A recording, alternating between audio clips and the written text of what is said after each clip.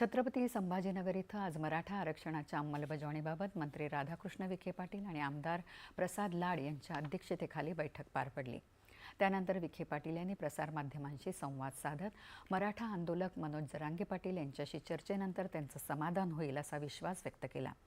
आज झालेल्या बैठकीत मराठा कुणबी प्रमाणपत्र वाटपाचा सविस्तर आढावा घेण्यात आला। आत्तापर्यंत समाधानकारक काम झालं असून 3 लाखांहून अधिक जात वैधता प्रमाणपत्राचं वाटप झाल्याची माहिती त्यांनी दिली। अनेक ठिकाणी जात वैधता प्रमाणपत्र उपलब्ध असूनही संबंधित दाखले देण्यात अडचणी येत असल्याच्या तक्रारी दाखल झाल्या आहेत। याबाबत विभागीय आयुक्तांना कारवाई करण्याचे निर्देश दिल्याचं त्यांनी सांगितलं। विखे पाटील आणि प्रसाद लाड यांनी आंतरवालीत मराठा आंदोलक मनोज जरांगे पाटील यांची भेट घेतली। कुणबी नोंदी सापडलेल्या मराठा समाजातल्या कुटुंबांना कुणबी प्रमाणपत्र लवकरात लवकर वितरित करण्याची ग्वाही विखे पाटील यांनी यावेळी दिली।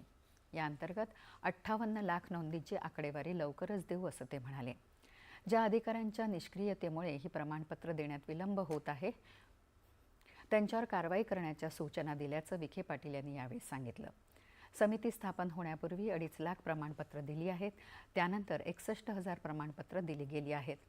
मार्चपासून प्रक्रियेला गती देण्याचा प्रयत्न होता, मात्र म्हणावा तसा वेग मिळाला नाही असंही ते म्हणाले। शासन मनोज जरांगे यांच्या मागण्यांबाबत पाठपुरावा करत असल्याचंही त्यांनी सांगितलं। हैदराबाद गॅझेटप्रमाणे अधिकारी प्रमाणपत्र देत नसल्याचं जरांगे यावेळी म्हणाले। 58 लाख कुणबी नोंदींची यादी आणि प्रमाणपत्र प्रक्रिया थांबणार नाही हे लेखी द्यावं, सातारा संस्थांचा GR काढावा, मराठा आंदोलनावेळी झालेले गुन्हे मागे घ्यावेत अशा मागण्या जरांगे यांनी यावेळी केल्या। यानंतरच्या बातम्या काही क्षणातच।